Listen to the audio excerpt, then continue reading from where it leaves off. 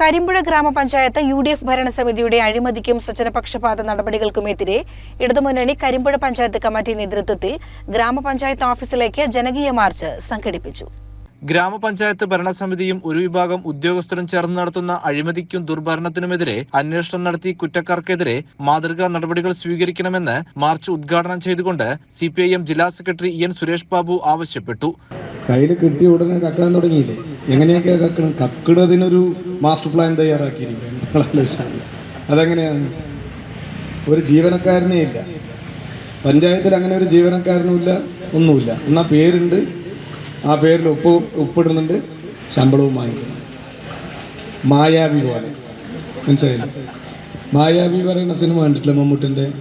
അടി ഉറപ്പായിട്ടും കിട്ടും, പക്ഷെ ആരാണ് തല്ലിയെന്നേ അറിയില്ല. അതുപോലെയാണ് കോൺഗ്രസിൻ്റെ അഴിമതി. സംഗതി കക്കും, പക്ഷെ കക്കുന്നത് വേറൊരു പേരിലായിരിക്കും. ആ പേരുകാരനേ ഇല്ല.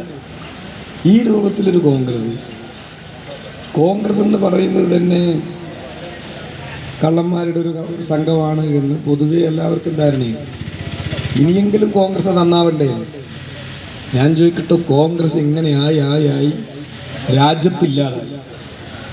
കേരളത്തിലാണെങ്കിൽ LDF വിരോധം കാരണം BJPയുമായിട്ടോ SDPI ആയിട്ടോ ജമാഅത്തെ ഇസ്ലാമി ആയിട്ടോ കൂട്ടുകൂടാൻ ഒരു മടിയില്ലാത്തൊരു പാർട്ടിയാണ്.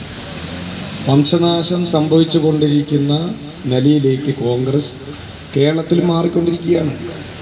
സമരകേന്ദ്രത്തിൽ CPI Karimpuzha local secretary Kandayil Narayanan അധ്യക്ഷനായി. CPI ജില്ലാ assistant secretary Pottassery Manikandan, CPIM area secretary P Aravindakshan, area committee അംഗങ്ങളായ M Mohanan, K Sreedharan, K Subramanian, K Ramakrishnan, Elambulassery local secretary A Sivasankaran, CPI local secretary P Surendran, CPI ജില്ലാ കമ്മിറ്റി അംഗം K നാരായണൻ, മണ്ഡലം കമ്മിറ്റി അംഗം KT രാമചന്ദ്രൻ എന്നിവർ സംസാരിച്ചു. മാർച്ചിന് മുന്നോടിയായി 100 കണക്കിന് ആളുകൾ പങ്കെടുത്ത പ്രകടനവുമുണ്ടായി. CCN കടമ്പഴിപ്പുറം.